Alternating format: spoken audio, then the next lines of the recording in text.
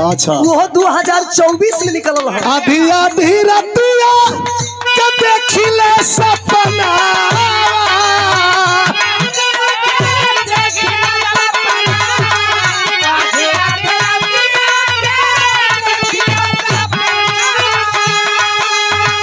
आधी आधी रतिया के देखिले सपना तोहरे जैसन लड़की एगो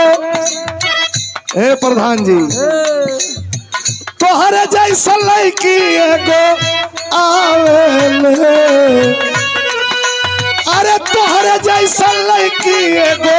आवेले ए रानी दिल जानी